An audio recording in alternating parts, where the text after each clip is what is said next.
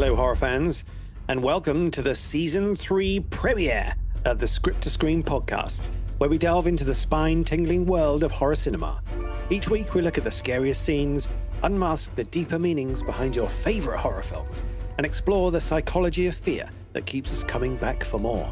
From script analysis to scene breakdowns, we'll be dissecting your favorite horror movies to see just what makes them tick. So whether you're a seasoned horror aficionado or just starting to explore the genre, join us as we unravel the spine-tingling stories that haunt the silver screen.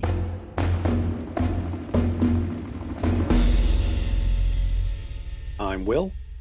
And you guessed it, I'm still Lee. So it's great to be back with you, Lee. How are you, dude? Yeah, not bad, man. Still swinging for the fences, my dude. How about you? Yeah, nice. Not too bad. Not too bad. Pretty good, thanks. Okay, well, we're back with a whole new season, Lee. Exciting times for us. Can you tell us what's new for this season of the podcast? Okay, yeah, sure. Well, this season we're going to be bringing you more of what you love, including another foray into the world of horror television and our first ever original versus remake face-off. Yeah, a bit of face-off action. Love it. Looking forward to that, dude. Now, whilst we've been away, we've not been idle.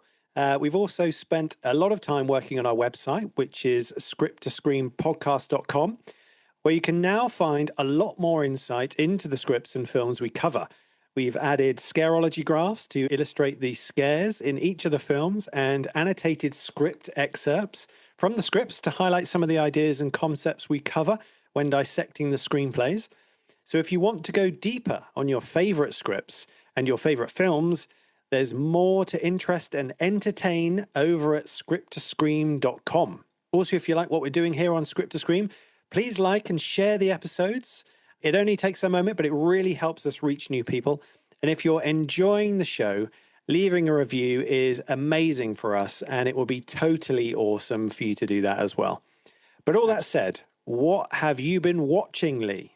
Okay, well, I'm a little late to the party on this one, and I'm ashamed because you actually beat me to it. But I did finally get around to seeing 28 Years Later. Ah, cool, man. What did you think?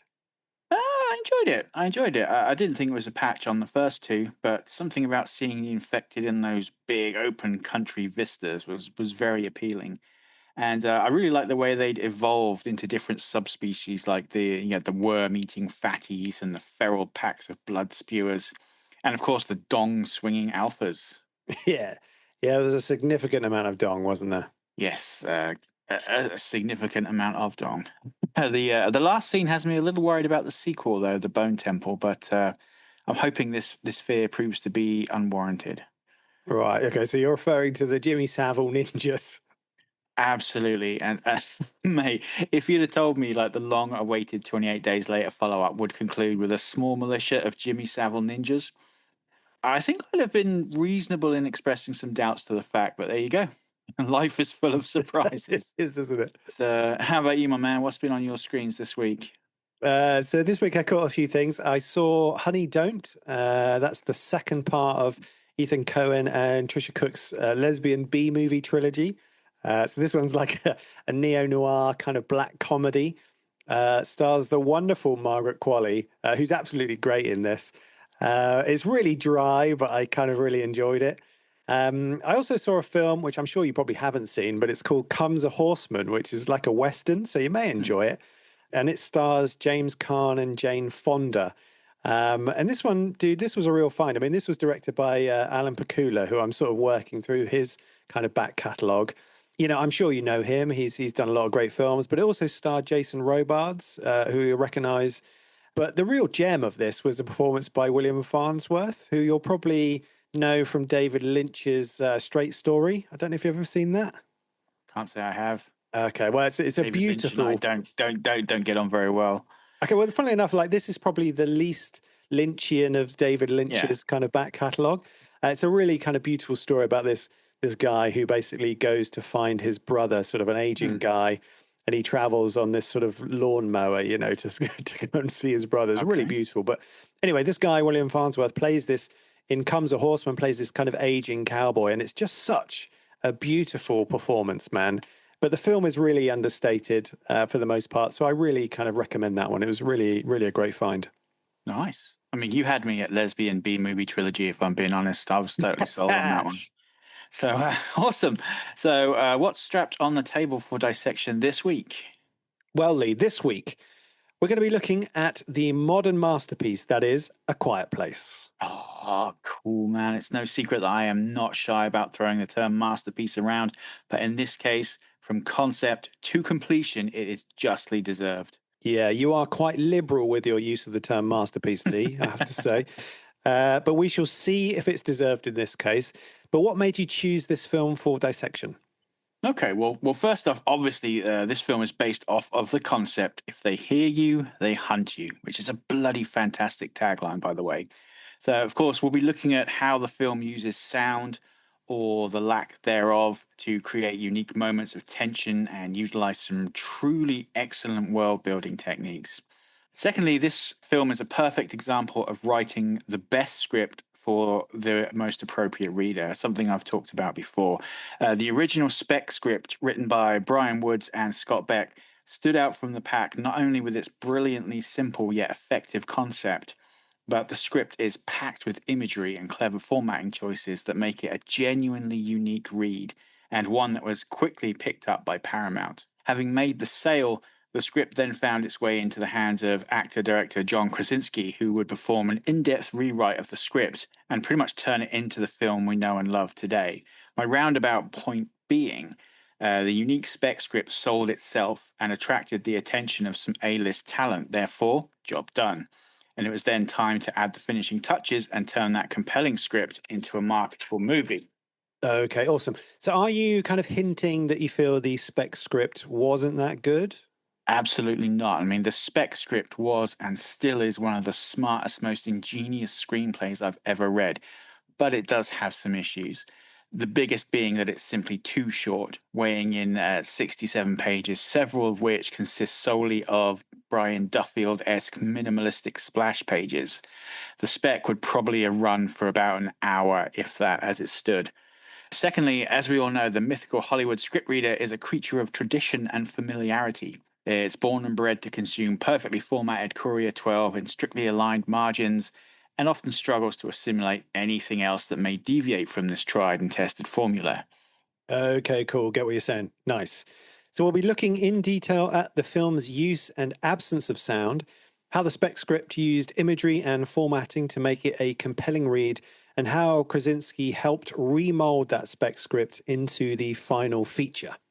Correctamundo, dude. Nice. Okay, so directed by John Krasinski, released April 6th, 2018, and filmed on a budget of around 17 million.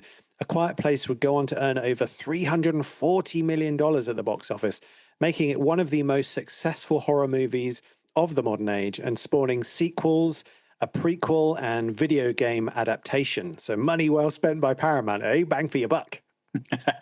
Now, before we move on, Lee, this film and Bird Box. So tell me about this because they seem quite similar. Am I wrong in that? You're not wrong. I mean, Bird Box is a much inferior take on the concept, only in this case, instead of hunting via sound, the monsters kill you if you look at them. Right. So that sounds like a bit of a clunky conceit. Yeah, it's not nearly as good a concept, and it makes for a far clunkier, if somewhat still enjoyable film. Interestingly, though, there's another movie way closer in concept to A Quiet Place, which not many people have heard of, called The Silence. Ah, yes. So Martin Scorsese's film following the missionaries into Japan. Yeah, I'm joking, Lee. I'm joking. No, I did see the I did see the trailer for this one because I'm a huge Stanley Tucci fan. But yeah, so what's the basic kind of premise of that one then? Okay, let me read you the Netflix premise. When the world is under attack from terrifying creatures who hunt their human prey by sound, 16-year-old Ali Andrews, who lost her hearing at 13, and her family seek refuge in a remote haven. Yeah, that that does sound really rather similar, doesn't it? Yeah, just a little bit. And while the film came out a year later, this was actually based on a novel that was released back in 2015. And rather than alien death angels, this time the world is under assault from unleashed subterranean murder bats. Nice, nice. I feel like Murder Bats is right up your street, Lee. I can see you hanging out in an underground lair surrounded by murder bats. Was this so? Was this one any good, dude? It's been a fair while since I've seen it, but I remember it as being pretty decent, and I clearly recall enjoying it significantly more than Bird Box. So make of that what you will. Anyway, back onto the topic at hand. We'll be comparing the movie to two versions of the script: the original spec script, written by Scott Beck and Brian Woods, which weighs in at a light and airy 67 pages, and the full shooting script written by Beck Woods and Krasinski, which weighs in at a still quite lean 85 pages. And for simplicity's sake, I'll be referring to them as the spec and shooting drafts, respectively. Now, it's worth noting before we crack on that these two scripts are very different. Most of the content of the spec script has been resculpted to form what would become the final act of the film. So if it seems like we spend significantly less time on the spec, that's the reason why. But don't worry, because we'll go into greater detail on it during our breakdown. Alrighty then. So without further delay, let's bring things down to a gentle whisper as we strap down and dissect A Quiet Place.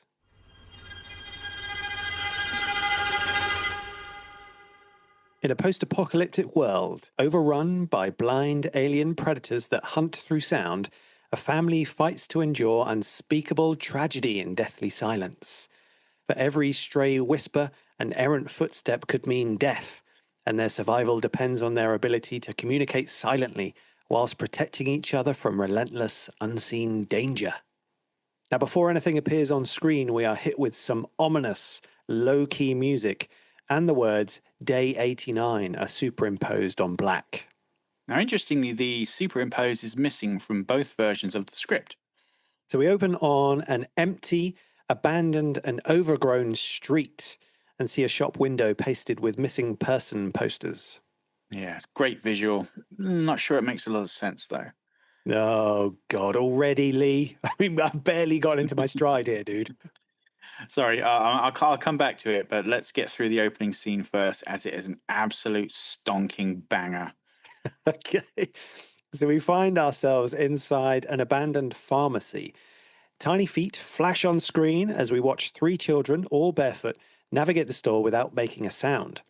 One of them appears to be suffering some form of malaise, and his mother, the quite lovely Emily Blunt, carefully selects some medication for him, again without making the slightest sound. Yeah, in the shooting script, we initially open on a longer, more in depth shot of the empty street before moving inside the pharmacy. I mean, this whole entire sequence is missing from the spec script. The shooting script also makes a point to highlight the fact that potentially noisy items such as crisps or chips for our American brothers and sisters still pack the shelves while almost everything else has been stripped bare. I mean, it's great world building. I mean, the hype machine and advertising juggernaut will have informed almost everyone watching this movie of the basic premise. But, imagine going in blind. What an experience that must have been. Yeah, man. Yeah, no chance of that with the internet, though, is there these days? You know what I mean? Anyway, as the mother administers some on the spot medication to her ailing son, the older sister keeps track of the youngest boy who draws a rocket in the dust on the shop floor. Using ASL, he signs to her that this is how they'll get away. And his sister's subtle facial expression here, they're just heartbreakingly. I mean, oh, it really pulls on the heartstrings. It's worth noting here that the girl sports a hearing aid and is seemingly deaf, hence why the family is fluent in ASL. And it's not just a regular hearing aid, but rather a cochlear implant. Okay, so I sense the need for some elaboration here, Lee. Okay, let me see. A hearing aid basically kind of does what it says on the tin. It makes things louder and clearer for the hearing impaired, whereas a cochlear implant is surgically implanted and designed to bypass damaged parts of the ear and directly stimulate the auditory nerve. Although, for the sake of tripping over my tongue and giggling like a 3-year-old over the word cochlear, I'm going to refer to it largely as a hearing aid from here on out. Okay, good. Learn something new every day. Now, interestingly, in the shooting script, we aren't formally introduced to the family yet. They are just referred to as boy, girl, mother, father, etc. So we'll stick to that too for the sake of authenticity. Yeah, it's an interesting choice, though, isn't it? So, why do you think that was done this way? Oh man, I don't know. If this were the spec we were reading, I'd say maybe to add to the suspense. I mean, if you aren't bothering to name these characters, the odds are this is a cold open and their odds of survival are not great. However, as it's the shooting script, I'd say it's because it just kind of feeds the aura of the script. It just kind of feels right, you know? I mean, we all get the sense that something bad is coming, something that is going to literally redefine this entire family unit. So maybe it's only right that we are only formally introduced to them after the fact, as they aren't going to be the same people they are now. You know, what do you think? Yeah, do you know what, dude? I think you're probably right with the former intros kind of coming after the events that we're going to see unfold in this first scene. I think maybe not naming the characters is in keeping with some form of cold open too. Yeah. Maybe indicates something bad will happen, like you mentioned. I think maybe the fact that the family are not communicating verbally, it does in some way help too, as they sort of it does feed this aura that the Yeah. script has, as you say as well. Okay, so back to the film, and we linger on the crude drawing of the rocket for a moment, even after the children have moved away. Yeah, some excellent foreshadowing there. A moment later, we find the youngest boy perched on a box trying to retrieve a toy space shuttle from a shelf. The boy accidentally knocks it off, but thankfully his big sister is there to catch it. Whew, that was closely. That was close. The two of them meet up with their father, who has gathered a small hoard of electrical supplies from somewhere nearby. He sends the boy off to his mother, who arrives a moment later with the sick boy and tells them that it's time to leave as it'll be getting dark soon. Where is the youngest boy, I hear you ask? Well, he returns wielding the space shuttle of doom, much to his family's silent, abject horror. Man, this little fucker is determined to off his entire family once and for all, isn't he? Oh, he's just a child, Lee. Yeah, so was Jack the Ripper once. Well, with the terrified family looking on in horror, the father carefully disarms the toy by removing the batteries and explains to the boy in ASL that the toy is too loud. With the crisis averted, the family heads out. In the shooting script, this scene is played in a far more relaxed manner as the family stock up on candy bars and sugar. And as the family head outside, a newspaper flutters in the wind with the headline, It's Sound. More great world building, but that flapping newspaper seems awfully noisy compared to everything else. Now, back inside the pharmacy, just before leaving, the big sister hands the boy the space shuttle in a sweet big sisterly moment. Unfortunately, no sooner has she left the store, and I'm starting to share your perspective here, Lee. The little sociopath scoops up the discarded batteries before following his sister outside. Some children just want to watch the world burn. Yeah. So we follow the family as they make their way home. It's highlighted they are all barefoot and walk upon a trail of sand, which has been meticulously poured for them to muffle their footsteps. That is one hell of a lot of sand. Yeah, it is an extreme amount of sand, isn't it? Their trek takes them through some beautiful woodland, across abandoned railways, and to a large bridge. We shift to the girls' POV, or POH, Lee. Maybe it's POH. Aha, yes. And the silence grows more oppressive. The sound of the wind is gone, and it's disturbing, yet somehow serene as we experience the world through her senses. Behind her, the youngest brother can be seen playing with the toy shuttle. Oh, Lee. Just then, electronic beeps and whirs ring out from the shuttle, a deafening din in the silent world. The father lowers his oldest son and sprints back to the young boy in terror.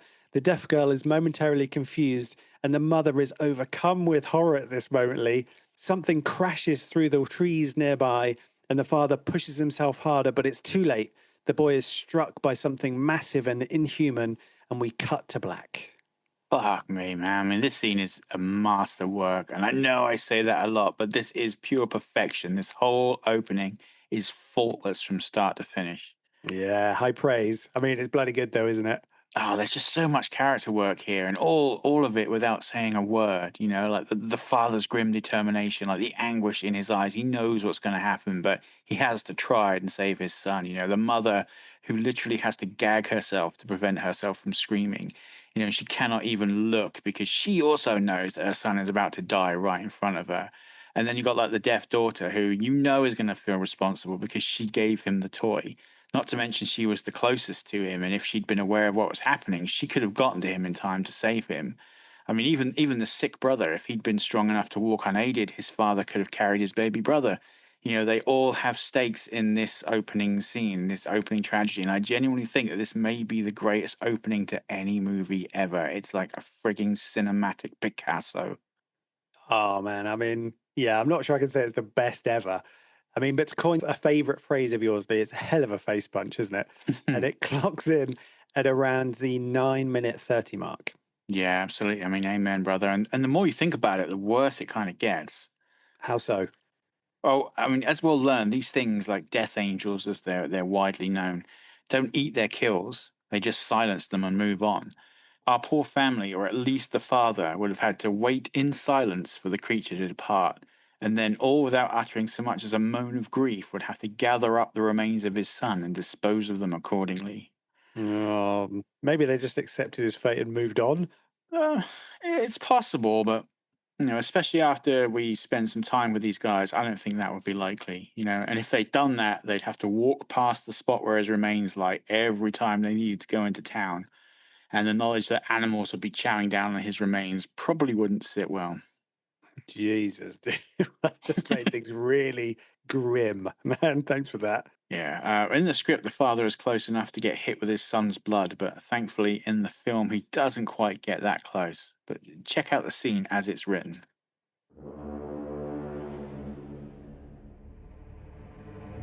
Exterior, bridge, late afternoon. From the ground, we look up at an old and rusted bridge towering over us eerily. The sandpath continues across it. We track with the family as they walk across the bridge. There are minor creaks underneath the sand. Suddenly, we see the 4-year-old stops just before the entrance of the bridge. The family continues, not seeing him. We follow the boy's hands as he fishes around in his hood and pulls out the toy shuttle. Head on, we walk with the father. Each member of his proud brood can be seen walking behind him. We can hear his strained breath and the tiniest swish of the footsteps in the sand. Head on, walking with the daughter. We now suddenly hear nothing, as she looks to be in her own world, so we are in hers. A smile breaks on her face as she walks and breathes in total silence.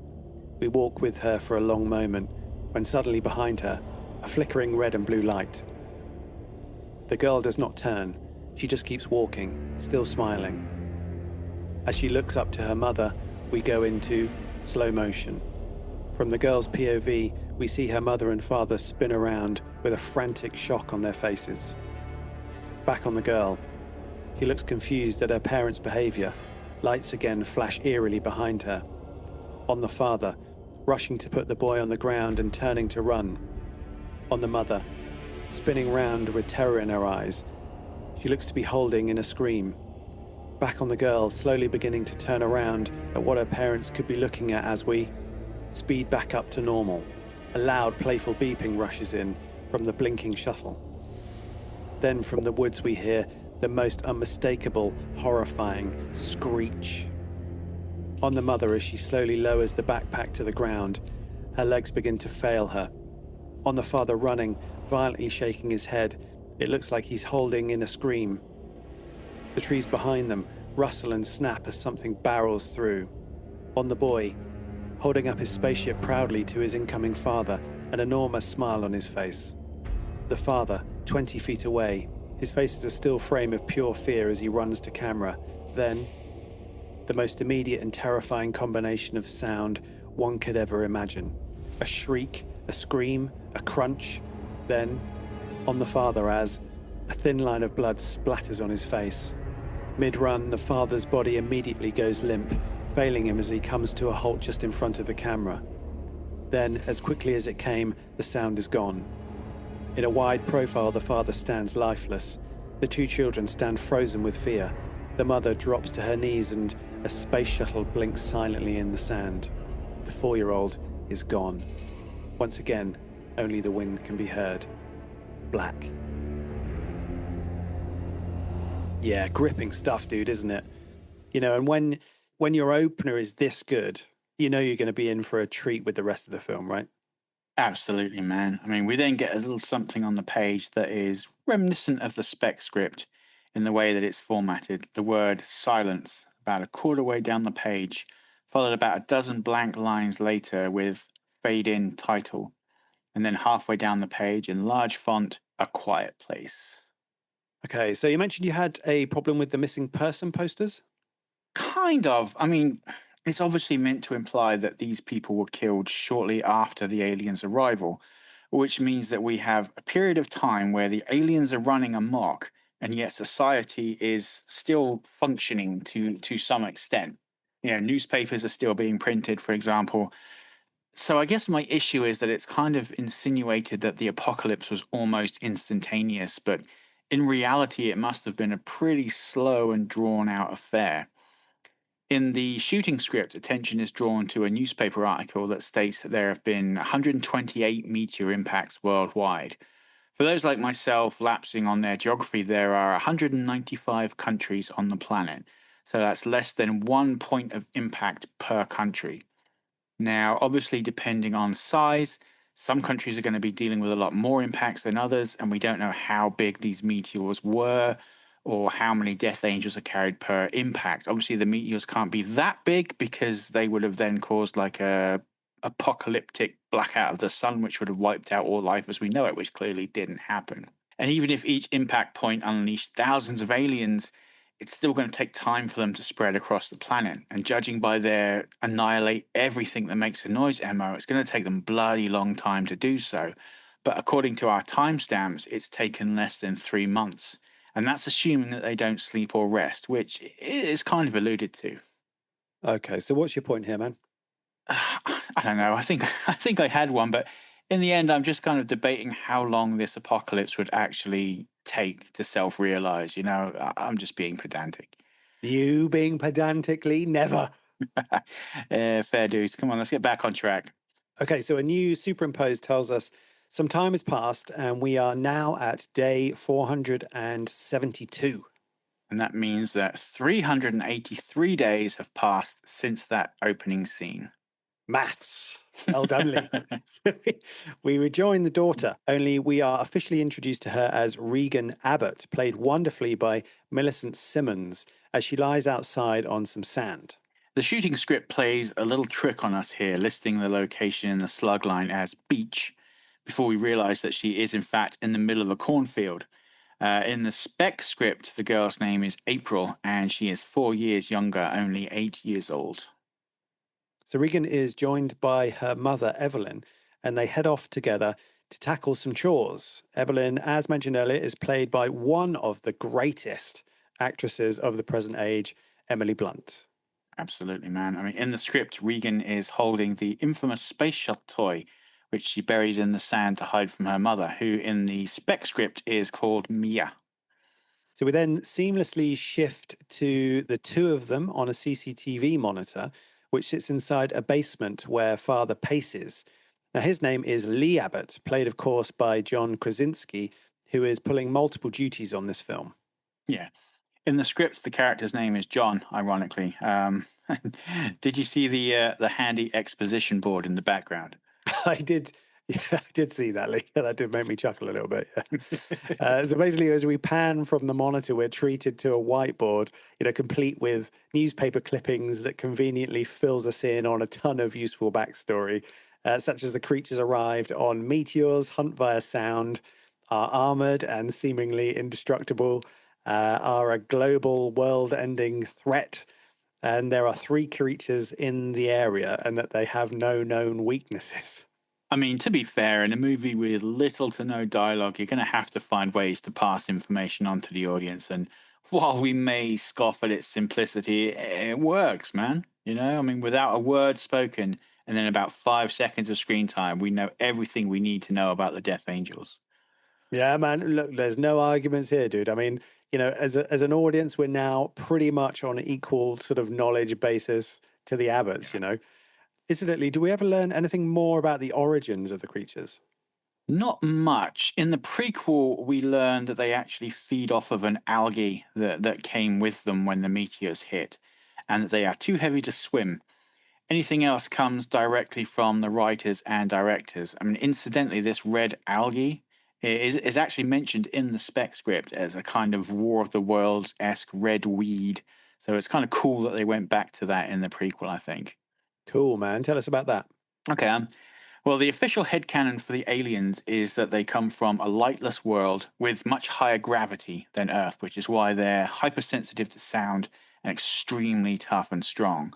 Their world was destroyed and basically just reduced to meteors hurtling through space, but the Death Angel's super tough physiology allowed them to survive and enter a kind of dormant state where they remained until the said asteroids struck our planet.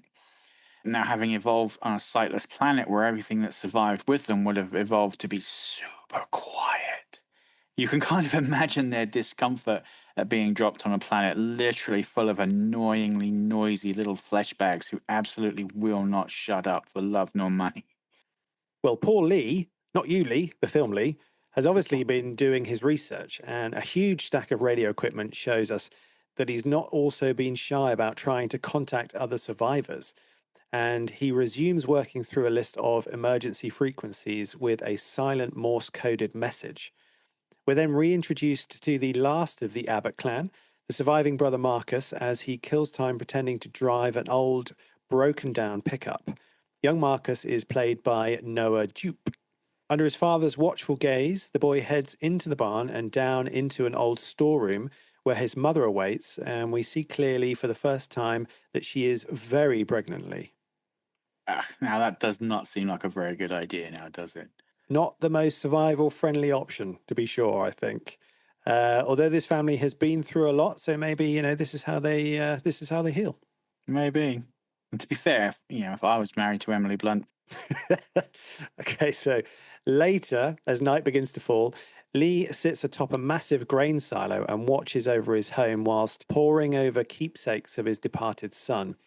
As Evelyn works on a soundproof baby box and the kids paste newspaper to cellar walls, Lee lights a small fire and looks out into the night as several other fires light up in the distance. And it seems there are other survivors out there, Lee. the beacons are lit. Gondor calls for Gondor aid! calls for aid. Jinx.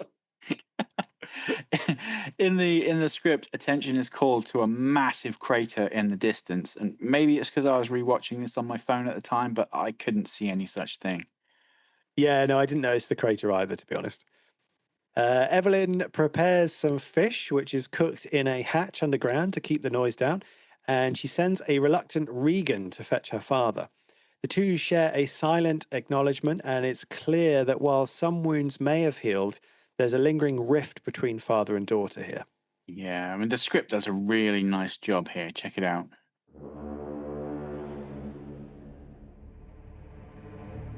Through the mirror, the two of them looking silently at each other for a moment too long. It is heartbreaking.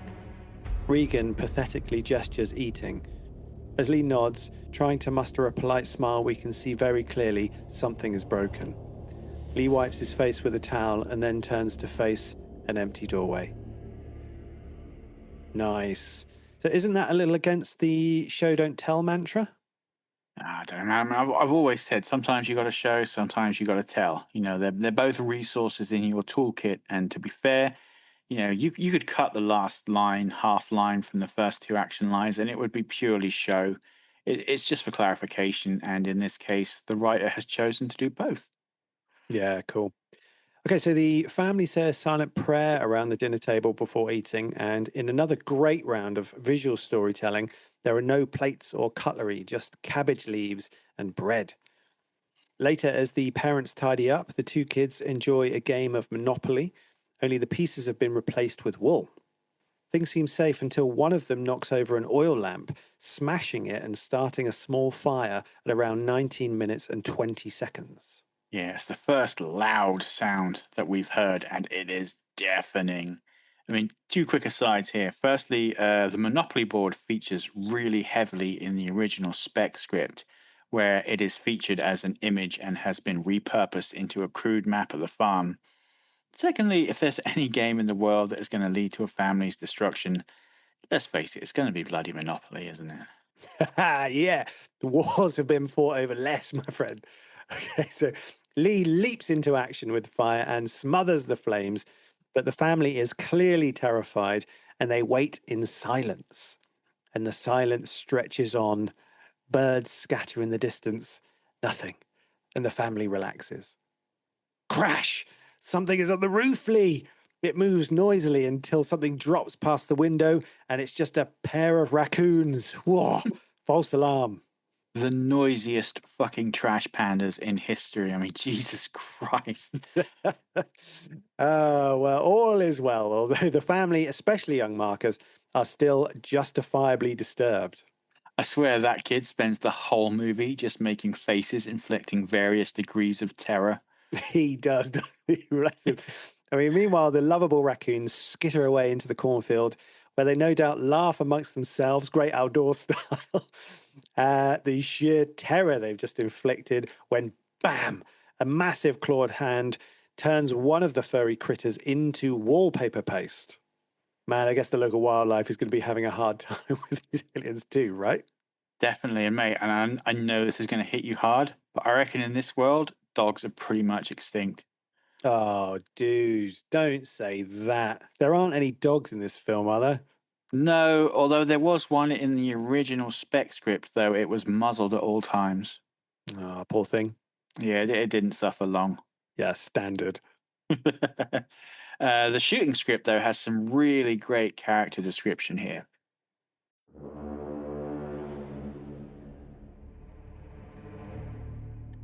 On Lee as he stands up into frame, he is almost physically transformed from a man into protection incarnate.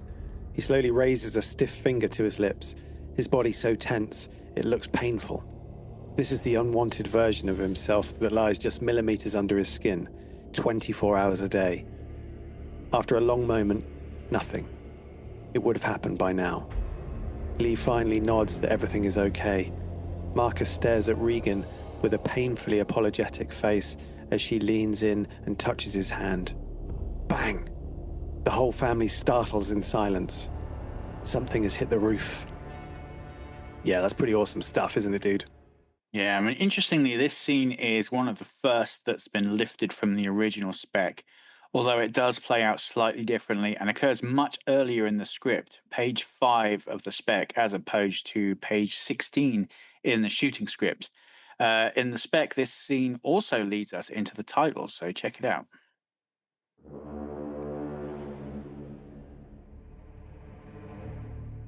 Interior, farmhouse, dining room, evening. The rim of the sun sets outside, casting an orange glow over the dinner table. The family finishes their supper. Mia clears the table. John unfolds a Monopoly game board as April finally joins from upstairs. She takes the furthest seat from John. April's mood changes as she tussles with Will over who gets to roll first. They play the game mostly with hand gestures, never speaking a word. They roll the dice on a soft blanket so it doesn't make a sound. Will is 5 spaces away from landing on April's boardwalk. He silently prays for a miracle. Will rolls a 5. He throws up his hands in protest. April lets out a giggle, the first sound we've heard this whole time. John's eyes widen. April covers her mouth. Everyone gets deadly still, afraid. Then we hear it, a scream in the distance. It is not human. The family exchanges worried glances. John edges over to the window, watching the horizon for any sign of movement. Nothing. Then the scream slowly starts to move away. April removes her hand from her mouth. Everyone starts to relax. They go back to playing Monopoly in silence. Title: A Quiet Place. So later that night, Evelyn joins Lee in the basement of the house where he's working diligently on repairing a cochlear implant for his daughter. Lee, stop sniggering. The two share a lovely moment here as a sweet embrace is followed by a slow dance using an iPod and some shared earphones. And it's a really sweet scene, isn't it, Lee? Obviously, Blunt and Krasinski share absolute chemistry at this moment. It's a great Neil Young track too, I think. I mean, they're so good, you could almost believe they were really married. You could almost believe that, couldn't you? They do bring a lot to the table, these two. I mean, there's so much kind of unspoken emotion here. Imagine if you and your wife were sort of unable to talk for years at a time. Oh, mate, I can only dream about such luxuries. Yeah, terrible. It's another great scene that was lifted from page 2 of the spec. So at this point, a fresh superimpose informs us that we're now on day 473. Oh man, like the Paranormal Activity franchise has instilled in me a lifelong fear of daytime supers. You just know something horrendous is going to go down when you see one of those motherfuckers. Okay, so the next day, as Lee replenishes the sand paths around the house, Evelyn checks her blood pressure, and we see on the calendar that she is only a few weeks away from her due date. Boom, ticking clock. Of course it is. She then uses a stethoscope to check her baby's heartbeat, losing herself for a moment in the soothing prenatal sound. Just a brief aside here, the whole baby thing. I mean, what do you think of bringing a baby into this world? I mean, come on, it's practically a death sentence, surely, you know. And it's been what, like barely a year since their youngest son was brutally slain in front of them. I mean, do you think it's a really good idea? No, I mean, of course not. It's a terrible idea. But it's not like they aren't somewhat prepared. I mean, as for the timeline, well, I broke out the calculator for this one to try and line things up a little bit. Oh, good. Okay, so their youngest dies on day 89, and then we flash forward. The majority of the film is set on day 473. So take 89 from 473, and we have 384. So that means 384 days have passed since the death of their son. Now, the average pregnancy has a duration of around 280 days. However, we know from the calendar and the script that Evelyn is around 4 weeks from her due date. So let's cap that as her being 250 days into the pregnancy. So if we subtract 250 from 384, I hope you're still with me, that gives us a grand total of 134 days from death to conception, as it were. So, make of that what you will. Hmm. Nice. Once again, Lee, you're doing the hard math for the greater good of the pod. Yeah, I mean, I can't imagine being in their situation, and I don't really want to try and put myself in their headspace here, but, maybe this is what they need, or at least what they think they need to heal. Yeah, yeah. And, making babies is fun. Word. so, so Regan, meanwhile, sneaks into the house using painted markings on the floor to quietly navigate the creaking wood floor. She's almost made it to the basement when her father grabs her from behind and removes her from the house. It's a fake out jump scare at 27 minutes 45 seconds, worthy of the scareology, do you think, here, Lee?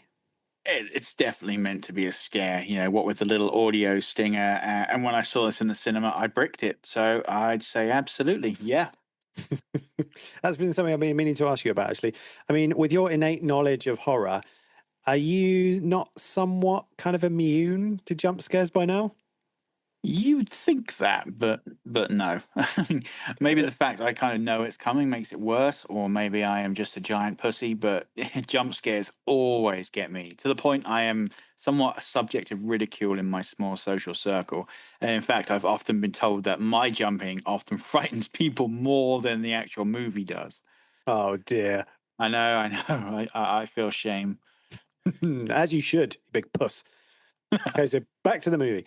Lee and Regan share a heated sign off where he tries to give her a new hearing aid, but she is adamant that they never work.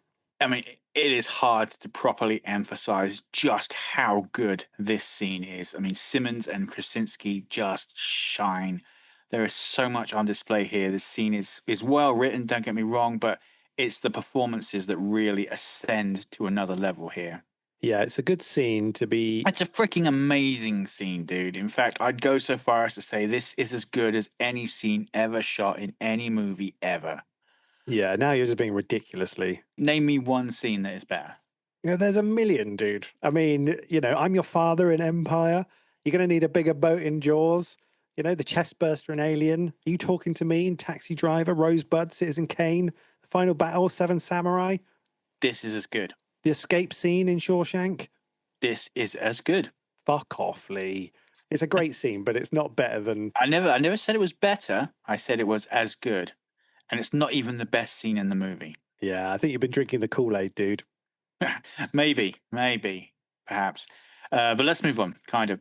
I mean, legend has it that originally the film wasn't going to subtitle the American Sign Language scenes, as it was believed the audience would be able to ascertain the gist of the conversations, but it was this scene that persuaded them to add subtitles to the film. Also, I think end of Act One, somewhere around here, right? Either this or maybe the pregnancy countdown. Yeah, I thought it was here, dude. Yeah.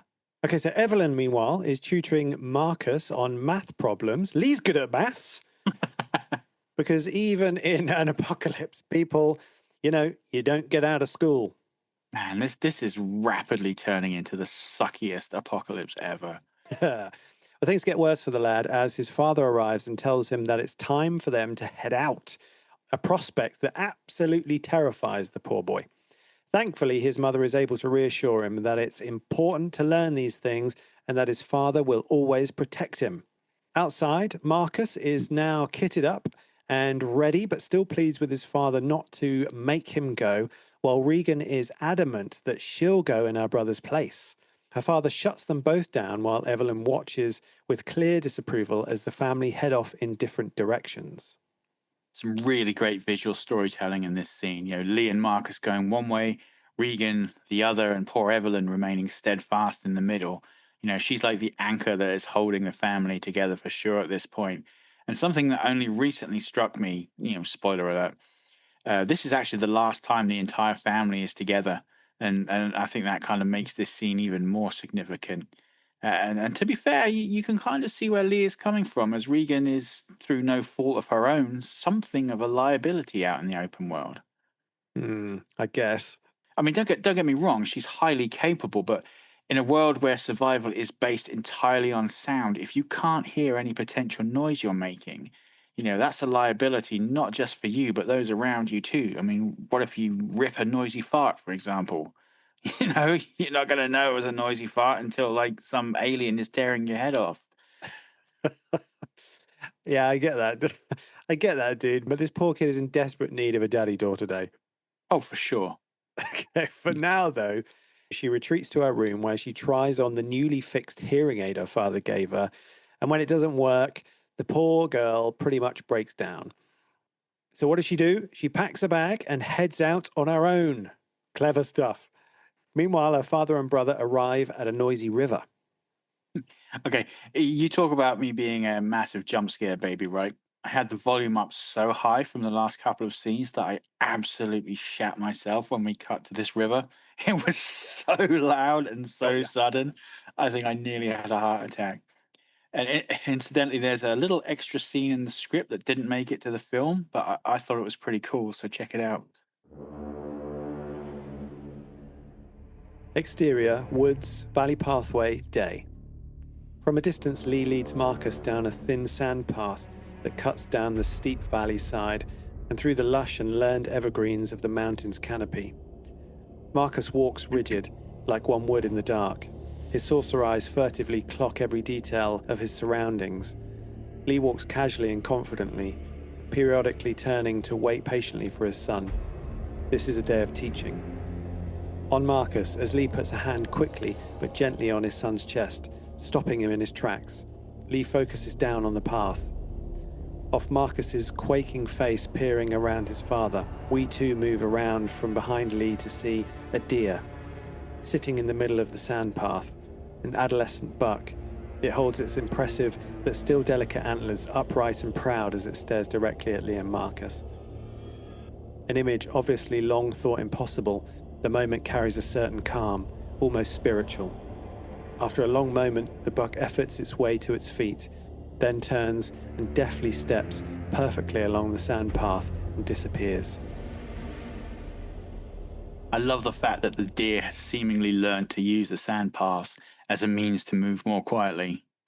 Yeah, it's a nice touch for sure, isn't it? Hmm. So down at the river, Lee checks their makeshift fishing traps, and Marcus about keels over in fright as his father accidentally drops a fish. His father, however, reassures him that the sound of the river drowns out smaller sounds, and as long as they're near to and quieter than the water, they're safe. I don't know about you, but I think I would just set up camp next to the damn river. Yeah, man, some stilts, a little stilt shack. I could play my guitar. Be all right, dude. So back at the house, Regan sneaks off while poor Evelyn labours with carrying heavy sacks of washing up from the basement, one of which gets snagged on a nail, Lee. Uh-oh. She manages to pull it free, but unwittingly in the process pulls the nail into an upright position. And oh my God, I felt the pain as soon as I saw this, dude. Oh, I know, right? It's like Chekhov's nail right there. And we all know exactly what's going to happen. We just don't know when. And of course, everybody's always barefoot, right? We can't forget that little detail. Oof. I know. And that just illustrates how primal this scene is. It's brilliantly simple and yet incredibly effective. But at its heart, it's just a setup and the inevitable payoff to come. And one more little note, the damn nail is right on one of the painted safe spots where they've learned to always tread. Yeah, man. Yeah. You know what? All that is true. But watching this, I thought Home Alone right there. I couldn't help it, Lee. I just popped into my head. So back at the river, Lee takes his son to a roaring waterfall where he almost gives the poor lad a heart attack by howling into the water. Now, thankfully, the noise here is so loud they can safely converse. And at around 38 minutes, this is the first spoken dialogue in the entire film. This leads to the two having a conversation aloud where Marcus asks if he blames Regan for what happened. Yeah, it's a great scene, which in the film is intercut with scenes of Regan visiting her younger brother's memorial and Evelyn weeping in the dead boy's bedroom. It's almost word for word from the script, so check it out. Close on a water bladder poking into the rushing wall of water, filling immediately, we pull back and follow Lee as he sits down on a rock next to his son and hands him the bladder. Marcus drinks as Lee looks on, a brightness washing over him. This is a moment of calm, a moment of family, a moment of real life. We follow the bladder as Marcus hands it up to his father, who happily takes a large swig. Suddenly we hear, Marcus off screen. Why didn't you let her come with us? Lee looks down at his son, Lee off screen. Because I need to keep her safe. Marcus off screen. Is it because you blame her for what happened? Lee freezes instantly, his heart stops. Finally, he looks down at his son, in shock, in awe. Marcus continued, because she blames herself. Lee's eyes blink and flutter as he tries to gain control of his thoughts. Lee, no, I don't blame. It was no one's fault. Marcus, you still love her, right? Lee, of course I do. Pause. Marcus, you should tell her. So what do you think, Lee? Greatest scene in all of cinema?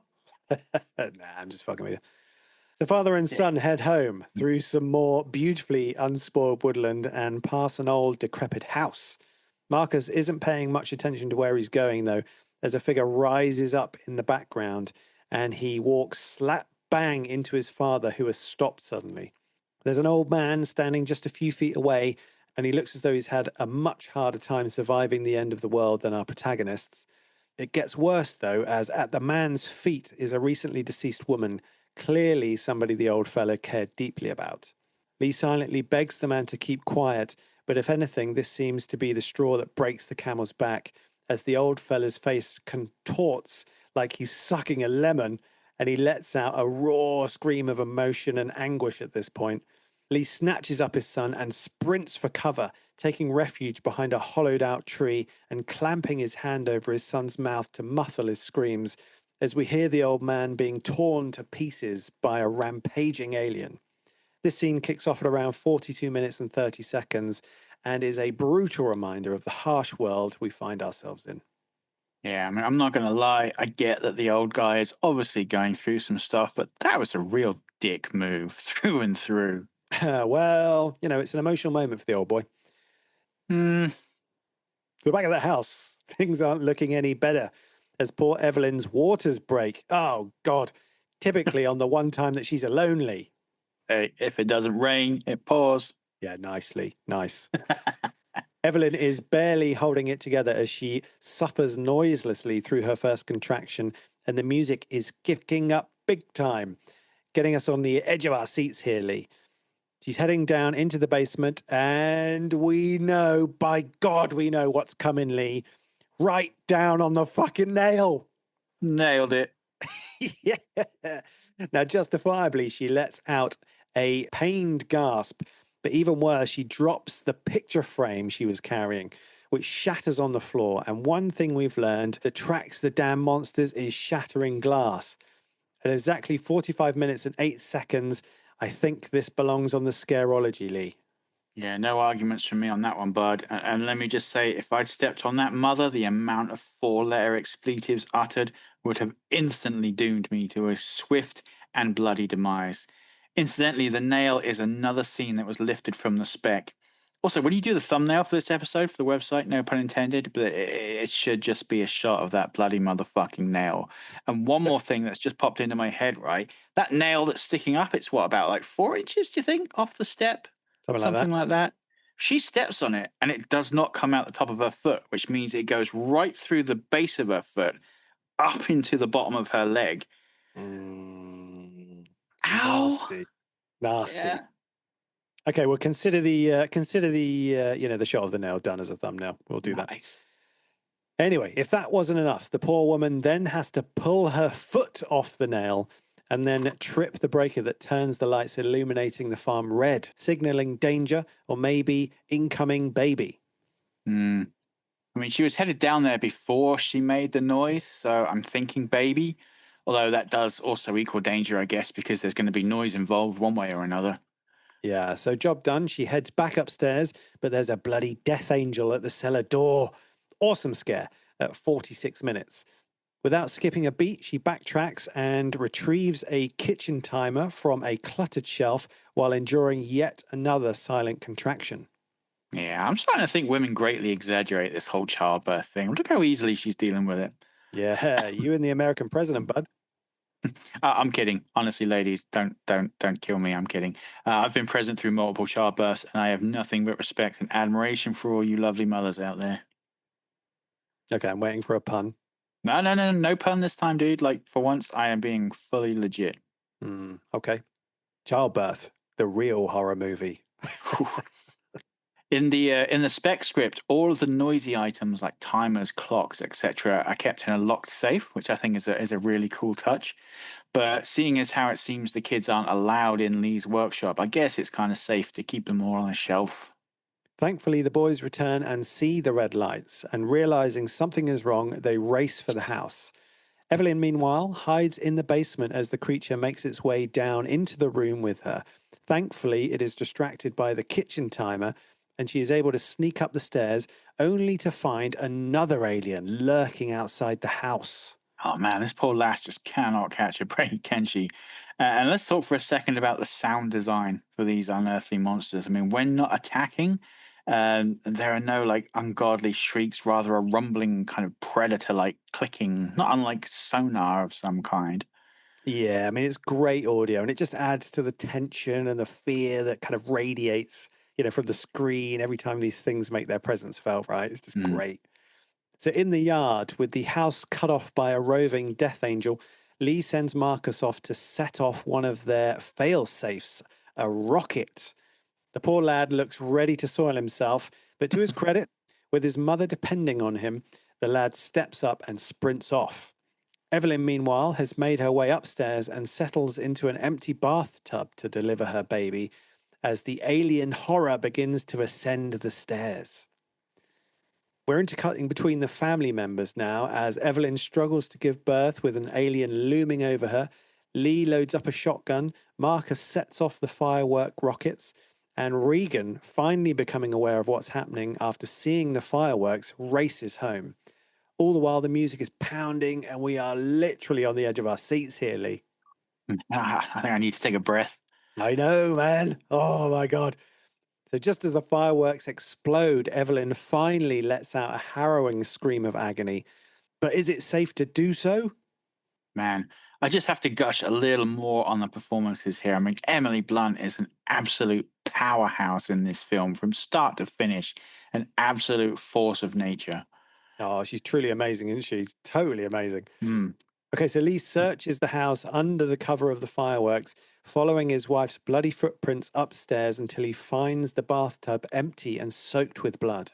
Yeah, I mean, the pain and emotion on Lee's face here is heartbreaking. And again, Krasinski just nails it as like the reality of losing his wife and another child kind of hits him. But wait, a freak out jump scare at 53 minutes and 26 seconds shows us that Evelyn is alive, Lee.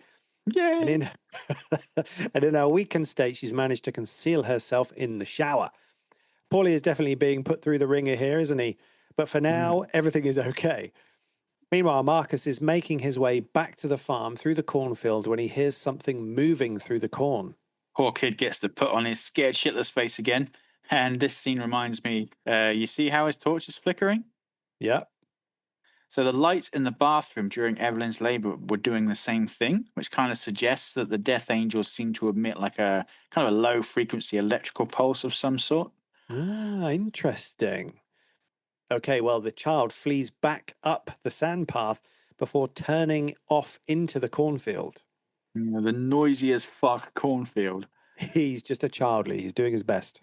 I know, respect to the kid. Consumed with terror, the kid sprints straight into a tractor and knocks himself out. Stupid kid. I mean, that clumsiness undoubtedly saved his life, though. In the script, he is startled by a deer, which sparks him into the tractor-related knockout. Lee, meanwhile, is carrying his wife and baby to the barn when the goddamn baby starts to cry. He speeds up as the shrill cries ring out and just makes it to the cellar and covers the entrance with a mattress as a death angel appears behind him. Thankfully, though, it seems he made it just in time. While the creature searches for its prey above, Lee slips a tiny oxygen mask over the baby's mouth and nose before sealing it in a soundproof casket. Yeah, let me just say, if that baby isn't claustrophobic as fuck when it grows up, it'll be a bloody miracle. I mean, besides that, though, soundproof baby box. I wonder if they make one for teenagers. Dragon's Den, Lee. Dragon's Mm. Den. Okay, so while her parents box up the baby, Regan is making her way back through the cornfield when she spots her brother's discarded flashlight shining through the sea of stalks. As she crouches down for a better look, she is blissfully unaware of the monsters emerging from the corn just a few feet behind her. It's a wonderful use of silence to accentuate the fear, clocking in at 56 minutes and 30 seconds. The creature's presence seems to trigger a feedback loop on her hearing aid, causing intense pain to both it and Regan. While the girl reels from hearing something for the first time, perhaps ever, the creature flees in panic and pain. Yeah, in the shooting script, it's clearly stated that this is the first sound she has ever heard, but I'm not sure if that makes sense though. I mean, she had the cochlear implant before the end of the world, right? I mean, did it just never work before? I'm not an expert in these things, so I honestly don't know. I really can't comment. It just seems a bit unlikely. Yeah, I think, in the film, this isn't ever really touched upon, is it? But was kind of Hmm. watching it, I figured that she was born deaf and they've been trying to get a device working since her last one died, right? Yeah, that's what I thought. Yeah. Okay, so back in the cellar, Evelyn wakes with a start, but all is well. She is safe. What's more, the soundproofing has worked. And for the first time in well over a year, they can actually talk to one another. Now, Lee promises to find and protect the kids, and then all of Evelyn's unresolved guilt and trauma over the death of her son comes pouring out, how she feels responsible. And it's another great scene from Blunt and Krasinski here. Yeah, I mean, when you think about it, these two haven't spoken a word to one another since the death of their son. None of the family has. And I think it's largely this that has led to the massive unresolved trauma that hangs over each of them. I mean, I know they can communicate via sign language, writing, body language, etc., but it's not the same. There's a reason therapists and shrinks talk the talk. There's no substitute for verbal communication. Hmm. Spent a lot of time in therapy, bud. Oh, more than you know, brother. More than you know. In the shooting script, this scene is placed slightly different in the timeline amidst Regan reuniting with Marcus, but the content is largely the same. Speaking of which, Regan locates her brother's flashlight lying in the corn. And as she reaches for it, we get another fake out jump scare at 1 hour and 55 seconds as Marcus grabs her hand from beneath the tractor and the two share a hearty embrace. Meanwhile, Lee emerges from the cellar to find the barn has been gutted. He sneaks off to locate his errant children whilst, unbeknownst to him, a ruptured water line begins to pour into the cellar. Speaking of the children, they have ascended the grain tower and have lit a fire to try and attract their father's attention, but it seems that Lee, who is watching the security monitors in the basement, can't see it. Marcus assures his sister that their father is going to come for them, but she doesn't look so convinced. Yeah, there's a cool moment in the shooting script that isn't really brought into play in the film. The two kids stare off desperately over the farm, preventing them from seeing far off in the distance to the right. A fire ignites, then farther off, another fire, but this time it's only two. The kids don't even notice. Yeah, I mean, perhaps one of those missing fires was the old man and his wife, maybe? Yeah. Either way, they are severely reduced in number from the previous night. Also, in the shooting script, Regan locates her brother underneath the corpse of a gutted deer. Nasty. So poor Evelyn resumes her role as the movie's punching bag as she wakes to the quite relaxing sound of waterfalls. Only this, of course, is not good.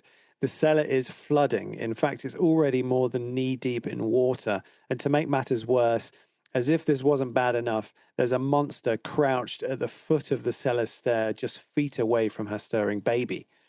She slowly rises from the bed and slips into the water, and perhaps sensing her movements, the creature submerges and is nowhere to be seen.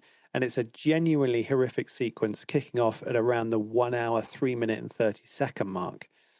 She slowly makes her way to the baby and gently lifts it from the crib just as the creature rises up from the water just inches from them both. As it strains to detect her, she carefully backs away under the running waterfall that has formed in the cellar. And as we've already learned, if you're behind a waterfall, you're somewhat safe as long as the water is louder than you are, which is a brilliant callback to a brilliant setup earlier in the film. Yeah. So we cut between the family members now. As while his poor wife is going through the ringer, Lee creeps through the cornfield in search of his kids, locating one of their backpacks at the wrecked tractor. Back in the cellar, Evelyn finds herself almost face to face with the creature as it searches just beyond the waterfall. Atop the silo, Regan tells her brother that they have to go, but he insists they stay as their father will come for them. And she replies heartbreakingly at this point, Lee, he'll come for you. And before he can correct her, Marcus falls through a hatch atop the silo. Oh, no! Now, back in the cellar, attracted by the sound of the hatch, the creature leaves to investigate, sparing Evelyn and her child, for the moment at least. At the tractor, Lee also hears the sound of the hatch and climbs the tractor just in time to see one of the creatures barreling through the cornfield toward the silo. And there ain't a damn thing he can do about it. Poor Marcus is struggling to stay afloat in a sea of corn and is very nearly bisected as one of the hatch doors snaps free and slices down into the grain just inches from him. With her brother mere moments from a horrific drowning, Regan drops into the silo and uses her last breath before sinking to push the steel door within her brother's reach, allowing him to pull himself to safety. Because that, my friend, is what heroes do. Yeah, no arguments from me there, dude. And thankfully, her brother is able to repay the favor by plunging his hand into the suffocating grain and drag his sister up to the relative safety of the floating door. And man, what a way to go, drowning in grain. Yeah, I mean, technically it's suffocation in grain, but I get your meaning. Random fact, my Google Food tells me that in the past 50 or 60 years, close to 500 people have met their demise in this fashion. Wow. Yeah, not a nice way to go, man. Not nice indeed. And again, this is another scene that has been lifted straight from the spec. So let's look at how it's originally handled. Remember that Regan is referred to as April in the specs graph. Interior silo day. April lands on her stomach with a tremendous slap on the layer of rotten grain that fills this structure. It's 140 degrees Fahrenheit inside the steel silo, and there are maggots and worms everywhere. April looks up to the broken platform. She can almost reach it. April tries to stand, but her ankles begin to sink. The grain is like quicksand.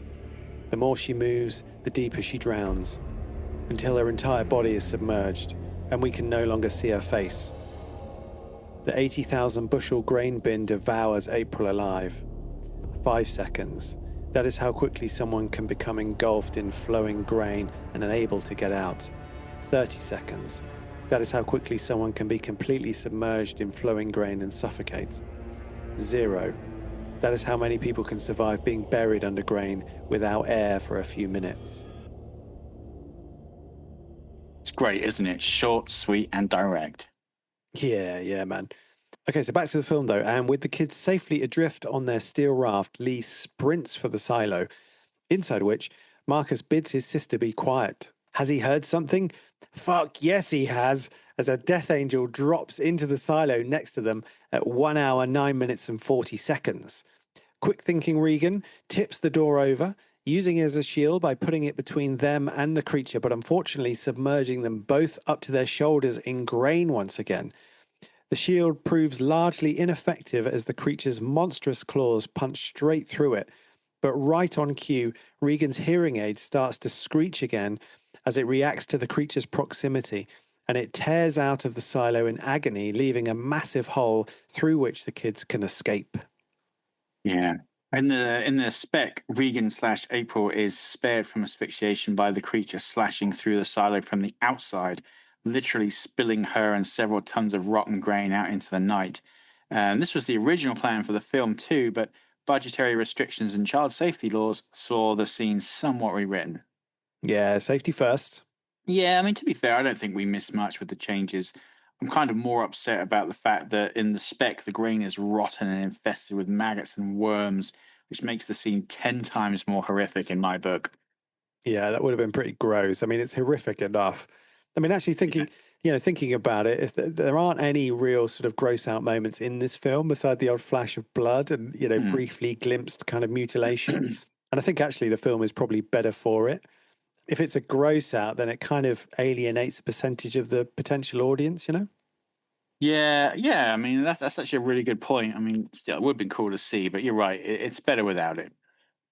Okay, so Evelyn makes her way to the basement and watches on the security monitors as Lee is finally reunited with the kids. And it's a really touching moment, but short lived, as the sound of a creature stalking them from somewhere in the cornfield sends them fleeing to the broken down truck. Regan slides underneath it while Marcus dives into the front seat. Lee, meanwhile, grabs an axe from a nearby shed and scans the surroundings for danger. After seeing and hearing nothing, he turns back to the truck just as one of the creatures looms over him from atop the shed. Sensing the impending attack, he swings for it, but the creature easily bludgeons him aside, leading to Marcus exiting the truck and screaming for his father. Now, the build up to this scene is a little different in the shooting script. The kids flee the silo to the truck without running into their father, although they see him heading for the silo, and while trying to get his attention, Marcus opens the truck door, which makes a loud noise, leading to a semi reenactment of the opening scene with Lee sprinting for the truck as a creature bears down on it. Okay, so why the change, do you think, Lee? Uh, Audience gratification, I think. I mean, let the guy have a final embrace with his kids before things go to utter shit. I know I felt better because of it, and let's be honest, as an audience, we've been put through the ringer enough. Let us have this one little moment. Yeah. I just think it has more sort of emotional drama this way, right? Hmm. Okay, so Regan slips out from under the vehicle and bundles her brother back inside the truck before again being overcome by the feedback on her hearing aid. This time she turns the volume all the way down to relieve the discomfort, just as Marcus spots something alarming. Boom! The creature slams into the truck, shattering the glass as it tries to attack the children within. All the while, poor Evelyn watches helplessly from the basement CCTV. And we get an endgame Molnir moment here as Lee's hand reaches for the axe, and horrifically injured, he forces himself to his feet and looks on helplessly as his kids are on the verge of a brutal demise. Is he going to have to watch his children die in front of him at the hands of these things again? No, God damn it, Lee. He drops the axe. He drops the axe. The sound attracts the creature's attention. He locks eyes with his daughter and signs, "I love you. I have always loved you." She smiles, but there are tears in her eyes as she shakes her head because she knows what he's about to do. In his final act, the doting father lets out a scream of anguish that sends the creature charging for him. Marcus takes the moment to lift the handbrake, and the truck starts rolling downhill towards the barn. Regan's last sight of her father is as he is obliterated by the alien horror, quite possibly the same one that took his son all those months ago. Heartbreaking stuff, which kicks off at 1 hour, 14 minutes, and 50 seconds. Ah, fuck me, man. I mean, this scene gets me every time, every single time. I swear, Krasinski like broke me inside with this. And this, my friend, this is the best scene in the goddamn movie. Yeah, it's a good scene.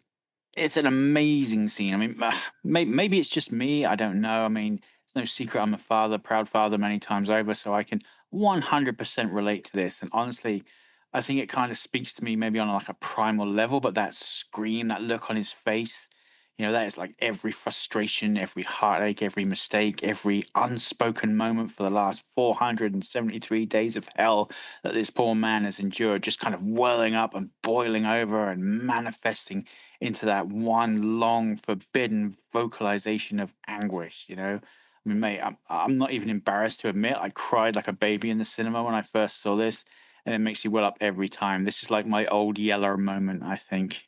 You know? Oh, But in both versions of the script, rather than just screaming, he shouts "I love you" at the top of his voice.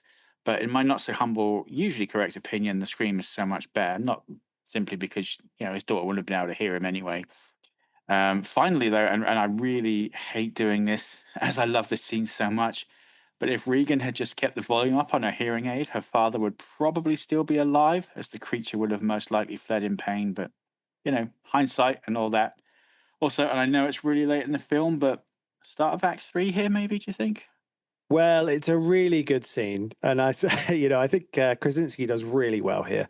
Mm, You definitely get the sense that this is a father kind of making a final sacrifice for his kids. And, whilst I didn't well up, there is something quite kind of emotional, quite beautiful mm, in this moment, I think. yeah. I think there's something, you mentioned in this moment, which we will come back to also, a little bit later. But yeah, Act 3 start, I kind of agree with that. It's late in the film, isn't it? But, it's either here or the climax of the silo sequence, I think. But Mm. yeah, it's probably about here. Anyway, so the sun is coming up as Marcus guides the truck downhill before coming to a stop outside the house, where they're met by an emotional Evelyn. There's no time to relax, though, as a chilling screech lets us know that it isn't over and the creature is coming for them. Evelyn, surely running on pure adrenaline by now, leads the kids into the basement where she secures Marcus in a corner with the baby. Regan, having never been allowed down here before, is overwhelmed by the realization of just how much her father was doing for them. And when she sees all the dismantled hearing aids and the work he'd done trying to fix them, she's overcome with emotion. Evelyn, too, cannot hold back the tears, and they share a silent moment of grief just as the lights begin to flicker. And it's here, Lee. The sound of the death angel descending the rickety wooden stairs is chilling, and it kicks off our final frightening sequence at 1 hour, 18 minutes, and 50 seconds. Yeah. Why can't that sumbitch step on the goddamn nail? Ha ha! I thought that too, Lee. I thought that too. Oh, man. Okay, so it's a brilliant shot as Evelyn tracks the creature with shotgun raised as it opens up its head plates to try and locate its prey. The fantastic soundtrack is pounding at this point. We're once again on the edge of our seats, and then it cuts to Regan's POV, completely silent as she looks around for a means to help her mother. Yeah, I mean, the CGI here isn't really bad per se, but the things definitely look better in the dark, I think. Yeah, I mean, they do go from terrifying monster to kind of middling CGI abomination here. I think Mm. this creature's design really reminds me of something, but I can't quite put my finger on what it is. Demogorgon from Stranger Things. Oh, yeah. Thank you, man. Yeah. Okay, so she takes in her father's faithful and highly useful exposition board. armor, weapon, what is the weakness? And finally, in a real Kaiser Soze moment, everything clicks into place. She turns on her hearing aid and is instantly assaulted by the feedback, but it's 100 times worse for the alien as it reels and convulses in absolute agony. Just as it looks like they may have found a way out of danger, the goddamn baby starts crying, Lee, and the creature lurches awkwardly towards it. Regan isn't done yet, though. In a real punch the air moment, she pulls off her hearing aid and slaps it against her father's radio microphone, and boom! The sound is amplified tenfold, and the creature collapses. Hell yeah, baby. Mother and daughter share a moment of incredulity. Did they really just kill one of them? No, they did not. As it looms up behind them, ravaged but alive, it lunges for the kill and kaboom! Evelyn takes the fucker's exposed head off with the shotgun, and if it wasn't dead before, it sure as hell is now. The lights flicker back to normal, but there's no time to rest as the CCTV monitors show two more of the creatures barreling for the house, no doubt attracted by the gunshot. Mother and daughter share a look, not one of fear this time, but of determination and defiance. Regan turns the radio volume to max and snatches up the microphone. Evelyn cocks the shotgun, and it's war, motherfuckers. Dude. All right, buddy, come on, hit me up. What did you think? Yeah. Yeah, really enjoyable, this one, Lee. I thought it was really well constructed, great setups and payoffs, great characters and world building, like you say. I thought Emily Blunt and Krasinski were really just knocking it out of the park. I thought they were amazing. It felt maybe more like a thriller to me at times rather Hmm. than a horror per se. But I thought it was thrilling and emotional and just entertaining as fuck, dude. I really enjoyed it. Nice. As you may have gathered from my blatant, unapologetic fanboying throughout this episode, I love this film. I love the scripts, the performances, the sound design, world building, everything. It blew me away the first time I saw it, and the impact of it has not lessened despite countless rewatches. Nice, dude. Okay, then, bud, it's that time. Let's break this baby down. Oh, yeah.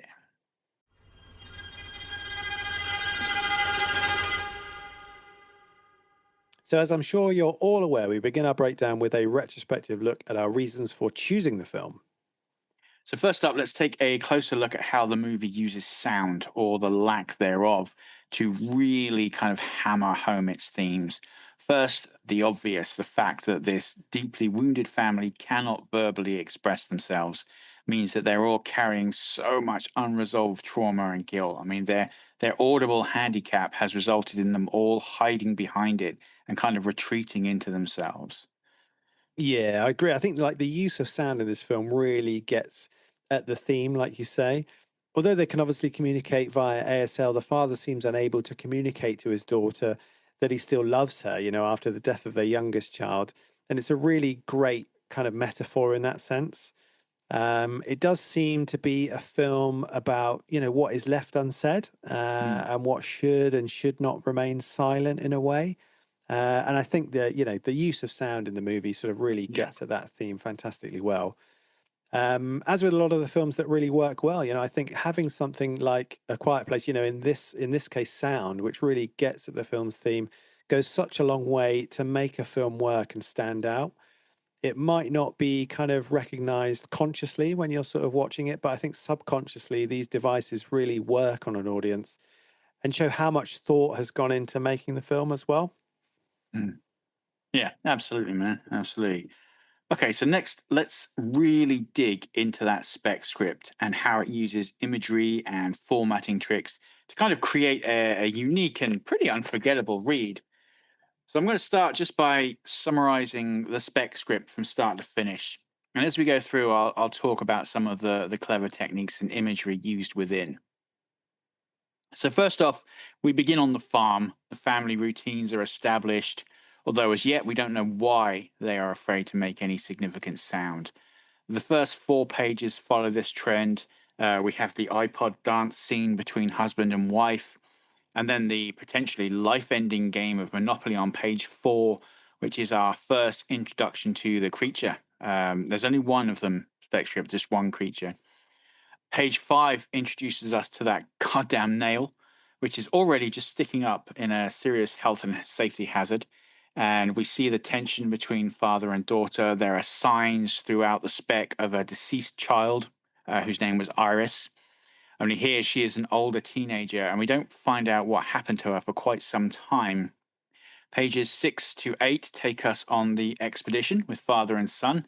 Only this time they have to cross a river in a rowboat in order to get to a well to retrieve safe drinking water, rather than, a fishing expedition.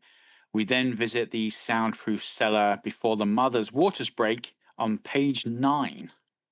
Yeah, I mean, the spec script doesn't waste any time, does it, dude? No, sir, it really does not. I mean, by page 10, which would be 10 minutes of film time, she's already in the bathtub giving birth while her family are all still at work soundproofing the cellar. So in the spec, John stroke Lee reaches her while she's still in labor, while Will slash Marcus is able to set off the fireworks to distract the creature, which is literally just moments from killing his parents. I mean, so far the spec has been pretty standard with its formatting, but here we find swaths of text in uppercase and underlined. So check out how the bathroom scene plays out in the spec. Interior farmhouse, upstairs, afternoon. The footsteps stop at the top of the stairs. We can hear the creature breathing now, wheezy and hollow, like air slowly being sucked through a straw. Mia and John stand frozen, too afraid to move. They're staring at the silhouette of a nightmare. It stands on four legs, hunched low, predatory and dangerous. Its skin deep dark red, the color of dried blood. There are no eyes on the monster's face, and as it saunters towards John and Mia, we realize it cannot see them. It simply hears the baby's muffled cries. The creature's jaw unhinges, and then, ba-boom! So 15 pages in, about a quarter of the way through the script, John and Mia find themselves caught outside with the creature between them and safety. At the bottom of the page, centered, is the following text. This is the longest walk of his life. Page 16 consists solely of John is 30 feet away from the shed. Page 17, 20 feet away. Page 18, 10 feet. Page 19, and it's worth pointing out here that the text is pretty much doubling in size with each progressive page. Page 19, 5. Page 20, snap. It's just a really awesome, tension building, unique way of it's just awesome.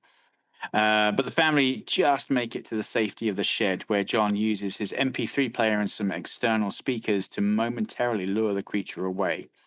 Again, there's some great formatting on page 22, where Beck and Woods pull out the opposite to their previous gambit and gradually reduce the size of the text per line down to almost nothing.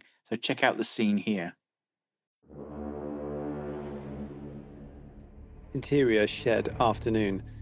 The family holds each other, emotional and raw. John pulls away from their tight embrace, slowly realizing his daughter is not with them. John runs to the door, but it's jammed. He pushes as hard as he can, loudly shoving the padded frame. Just when the door is about to burst, Mia grabs John.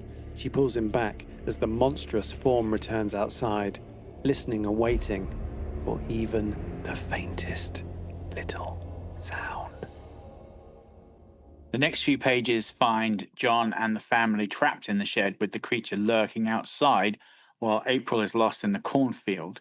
Pages 27 and 28 see John turn the family's Monopoly board into a makeshift map, which is inserted as an image directly into the script. And it's made clear here that one location in particular, labeled Turbine, presents extreme danger. He wants to go there and seemingly use the high vantage point to search for April, but the others cut him off with a resounding no. April, meanwhile, discovers an old scarecrow complete with a broken down signal generator. Hello. Designed to repel birds and other pests from the precious corn. And as April strips the scarecrow and dons its jacket, we get a flashback of the old family dynamic before she lost her hearing and when Iris was still alive. There's also some dual formatted dialogue here, which I know you have a bit of a soft spot for. Love it. And she also finds 3 button pins in the jacket pocket, which are again included as photo inserts in the script. John will then escape the shed via a roof hatch, which leads to a quite a funny Tom and Jerry esque moment where John has to catch a cascade of falling roof tiles to stop them smashing on the floor. Will is then sent to start replenishing their damaged water supply while John searches for April, who in the meantime is using the 3 pins to make a sundial compass to find her way home. Will then makes his way across the lake, the water of which has turned red with the aliens' crimson algae. Mia takes a moment to grab some food from the house, but as she returns to the shed, we get the following text alone on page 39. The worst imaginable thing has happened, which turns out to be the alien is in the shed with her baby. Thankfully, she's able to retrieve it safely and return to the house, but that's where she steps on, you guessed it, the fucking goddamn nail. But there are no real repercussions for this in the spec script. She stays quiet and safe, just has a bit of a limp. John, meanwhile, uses smoke signals to alert April to his location, but it's at this point she falls through the top of the silo and screams in shock. And she is then inadvertently saved by the creature, slashing the silo open. And as she spills out, she dashes straight for a nearby creek, leaps in, and is swept to safety before being washed up at a small graveyard. John returns to the shed and silently informs the family that he is going to the infamous turbine.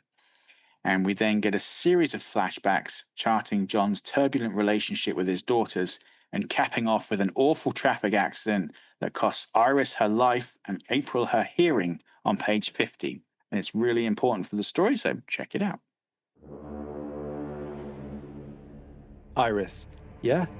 John thinks about what Mia told him, how he doesn't communicate with his daughter, how he never tells her he loves her. He thinks about how this could be that moment. Iris? Iris. What is it?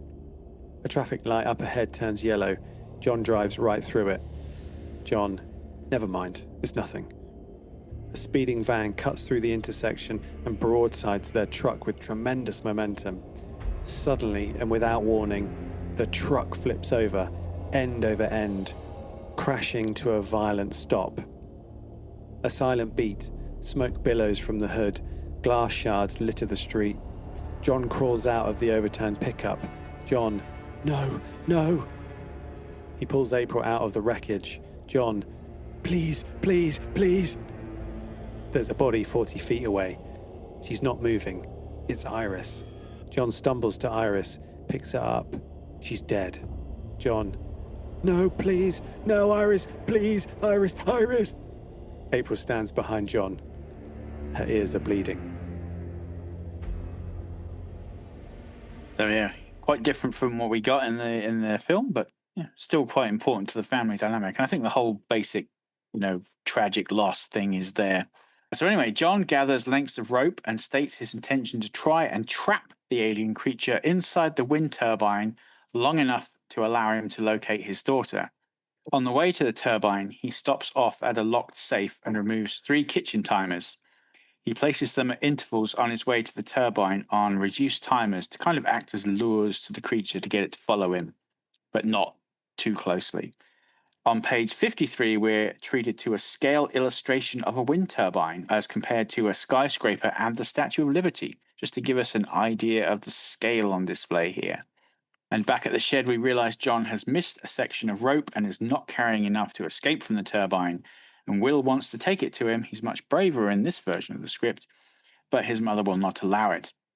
Things are kicking up a gear now. Will ignores his mother and escapes via the roof hatch. Meanwhile, John starts to scale the immense turbine, but slips, falls, and breaks his arm. So he must now scale the Titanic behemoth one-handed, which he finally manages to do. And there's some really cool formatting here used to illustrate that he's in total darkness. And also, rather than a crater in the background, there is a chrome flying saucer smashed into the earth, which is kind of an interesting visual.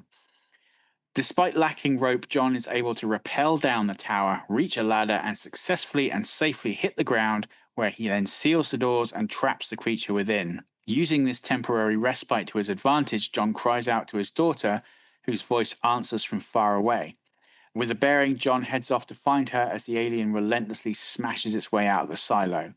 John is finally reunited with April and Will in the cornfield, where we get some more flashbacks showing the strained relationship between father and daughter, and also how the old signal generator at the Scarecrow used to hurt April's ears after getting her hearing aid. So April gets the idea to use the generator against the alien, but the batteries are corroded. And it's here that John screams, "I love you," and sacrifices himself to give his children a chance to escape. And there's a wonderful little beat where Will, who's the older brother in the spec script, turns down the volume on April's hearing aid so she doesn't have to listen to her father's gruesome demise. And the two then flee back to the shed, where April uses some fresh batteries to activate the generator and kill the alien. Job done. The spec ends with the family leading a semi normal life outside and noisy, but we note that April wears the signal generator around her neck.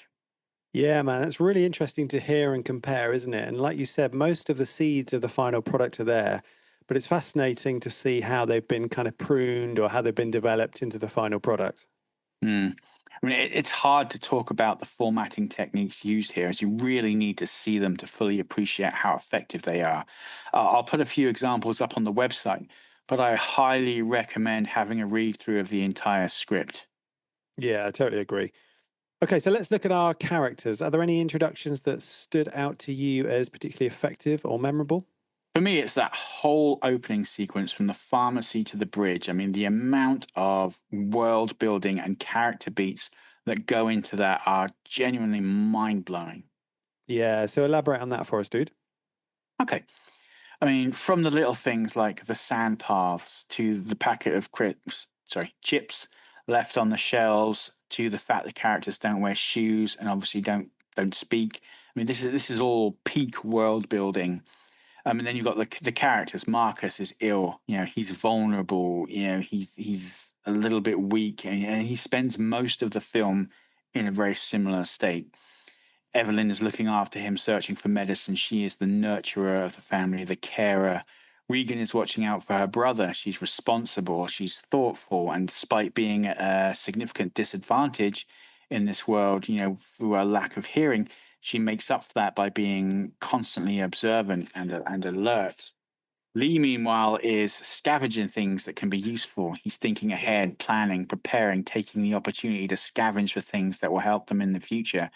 And then, of course, like homicidal little brother, whose name was Bo, by the way, I don't think we ever mentioned that, and his seemingly unrelenting quest to get his family slaughtered.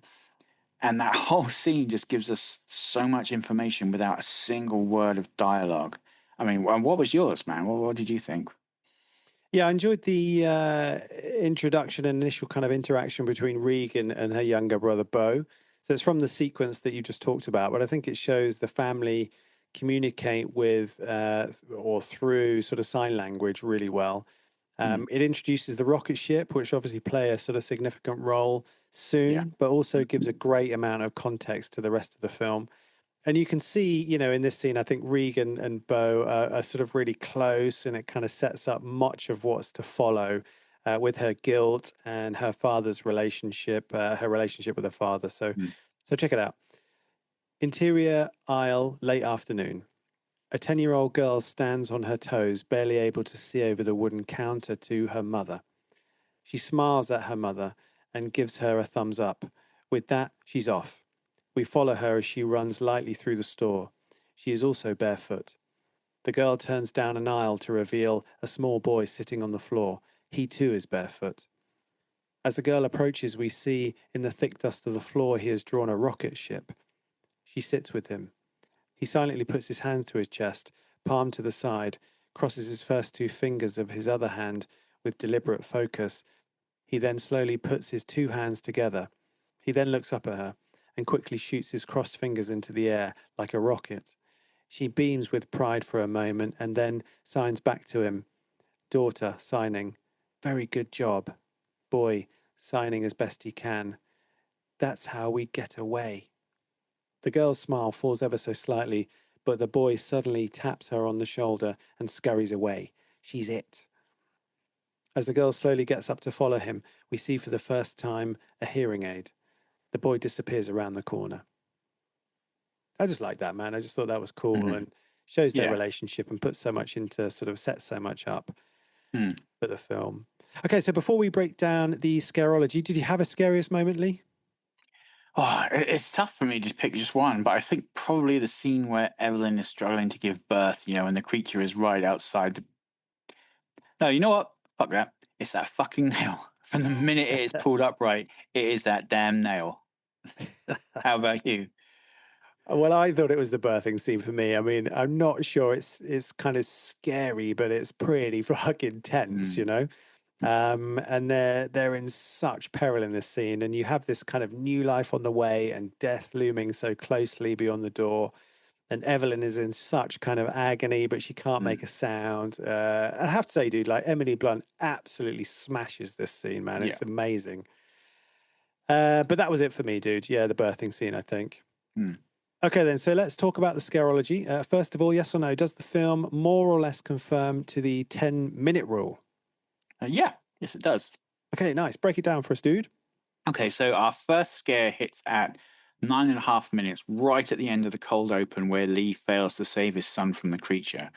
Then, pretty much exactly 10 minutes later, at 19 minutes and 20 seconds, we have the near family ending game of Monopoly, followed at 27 and 45 by our first of several fake out jump scares. Then it's kind of the longest wait for the next one, which pops up at 42:30 with the old man in the woods. Then it's all of our favorite, the bloody nail, at just after 45 minutes, followed swiftly by the monster in the house reveal at 46 minutes.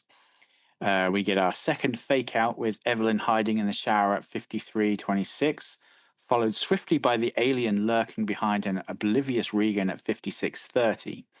Our third and final fake out scare is next at 1 hour 55 seconds with the kids at the tractor.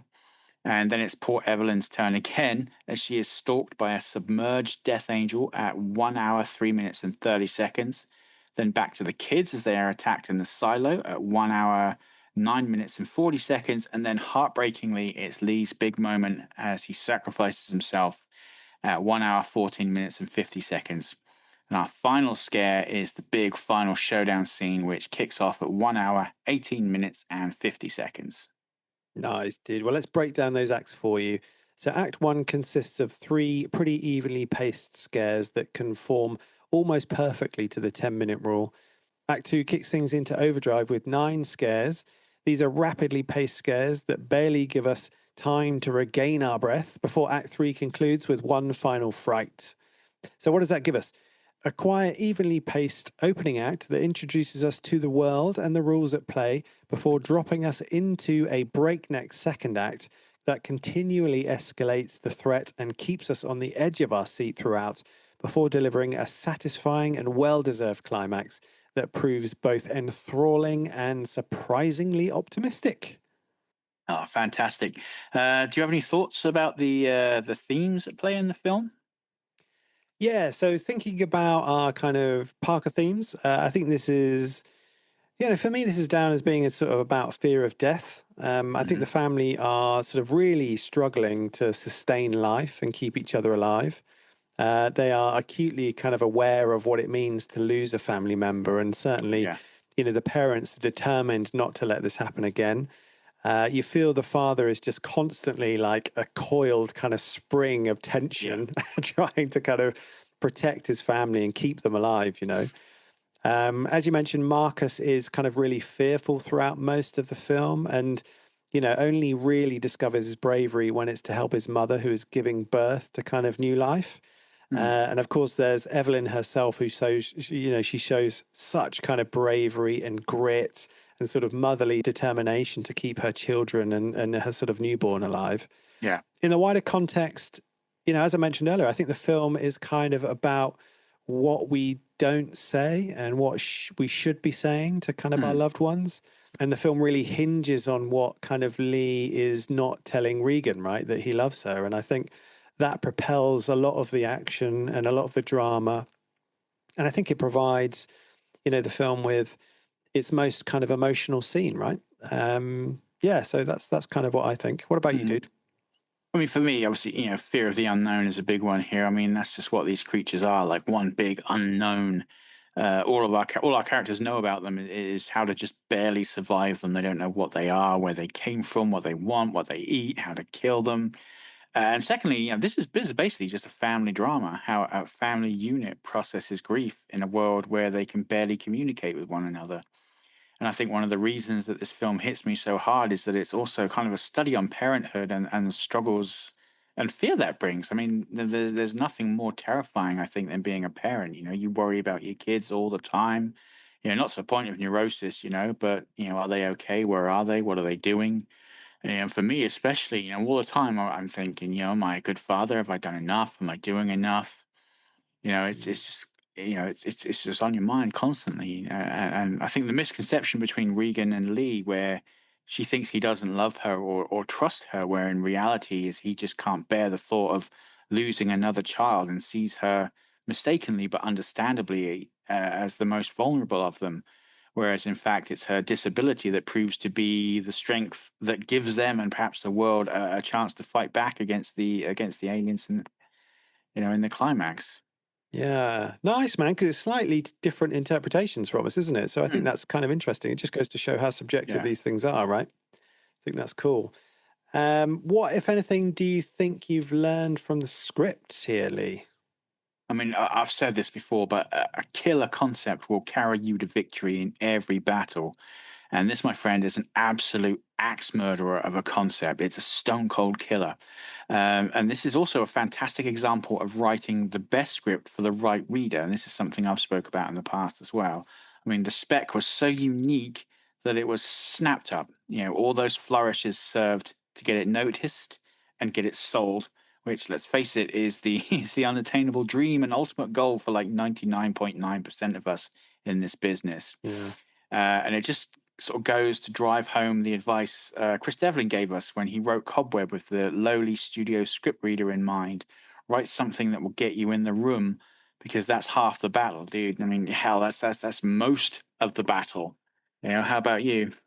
Yeah, no, I kind of agree with everything that you said there. I think the spec script certainly has a lot that kind of makes it stand out. There's no doubt about that. Hmm. For me, I think one of the things I picked up in sort of reading the two scripts and obviously watching the film was that I thought the Krasinski rewrite actually made things a lot better for me. Yeah, I think structurally it's far more satisfying, and I think seeing the death of Bo in that cold open is much better for the film and really gives context to everything that happens afterwards. yeah, I thought the relationship between Regan and Lee is more satisfyingly handled in the Krasinski rewrite. And there are elements included like the setting up of the basement, which when Regan kind of finally sees it is much more emotionally impactful as well. yeah, yeah, I guess what I'm sort of saying is that when you have the opportunity to read two different versions of what is essentially the same kind of idea and see how it's developed and analyze the differences, it's really worth kind of doing that from a learning perspective because it yeah, really can teach you so much. And we had a similar thing on the Alien scripts, right? yeah. Absolutely. And Monster Squad as well was another Yeah, one. yeah, But yeah, man, I think the Krasinski rewrite definitely makes for the better film, without a shadow of a doubt. yeah, cool, man. Yeah. Well, I think we're almost done here, dude. But before we wrap up and talk about our next episode, what would you rate the script and the film as here, Lee? Okay, so no doubt I'm going to draw some ire from you here, and you can probably guess what's coming. But I'm Hmm. going to give the film a 10 because I don't care what you say. This is goddamn cinematic perfection. And I'm also going to give the shooting script and the spec script a solid 8 apiece. Hold on. I thought you said earlier the shooting script improved the spec script. Well, yes, it largely did, but it did so by taking all the best stuff from it. And I'm going to be straight with you here. There is just something kind of magical, I think, about that spec script. Almost as if like Beck and Woods kind of captured lightning in a bottle, It's like a raw explosion of creativity that you rarely see in final drafts. I mean, case in point, the differences between the two texts. The shooting script, but what it does like largely improve, it does border slightly on being a little overwritten in places, and there's a lot of on the page directing, but As you well know, it's that hallowed position of Writer writer-director director privilege. privilege. Yeah. How about you, man? I mean, what did you rate it? The film for me was a solid 8. I mean, you Mm. can't give it a 10, Lee. It's absolutely Oh, ludicrous. dude. I mean, you just can't give it a 10. It's no, there's one or two bits that kind of let it down. I mean, I thought partly the sort of bit of the CG let it down a little bit. That was I like 1 minute, 1 to 2 minutes of the film had some ropey I know, CG. but it's a solid 8 for me, Lee. You can have to accept it. I thought the scripts were also a solid 8 too, dude. I mean, I hear what you're saying about the spec Mm, script, and don't get me wrong, like I do love a little bit of, format tinkering and all of mm. that sort of stuff. I thought, maybe this was possibly a touch kind of gimmicky at times, Yeah, but it got it sold though, so you can't deny absolutely. that, it sort of did its job in that sense, right? And got it noticed. So you're Mm, absolutely right. I did think the additions that Krasinski sort of in the Krasinski rewrite really helped the film structurally. yeah, So both for me get a solid 8. nice.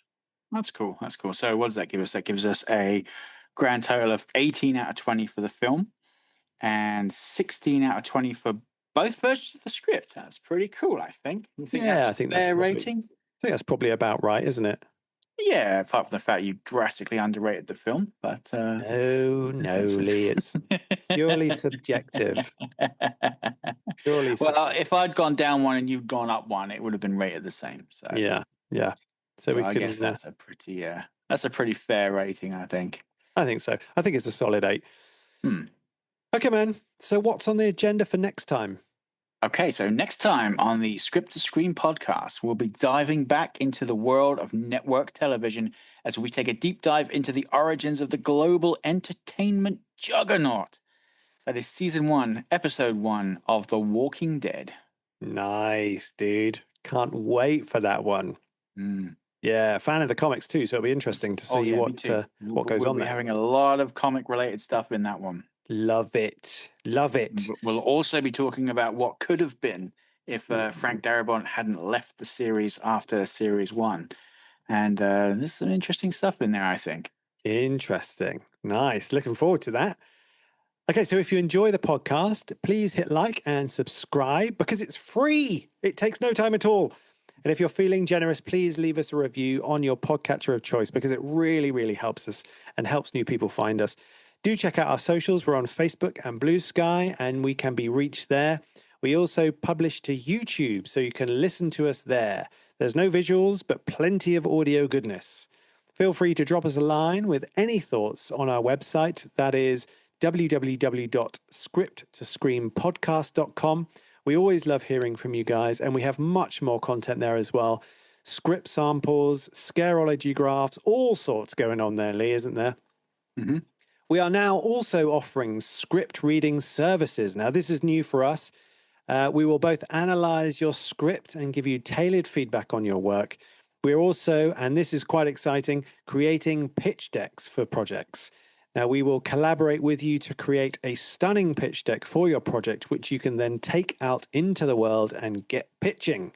So, if that's of interest, go to the website, navigate to the script reading page, and you can get all of the info there. But I think that's it, Lee. So, until next time, do take care. Lee?